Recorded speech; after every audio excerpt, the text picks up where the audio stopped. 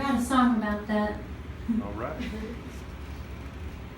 Basically, the way I feel about storms, like literally storms, and figuratively storms, is that you might as well just let them roll in and just make the most of it, like we are doing right now.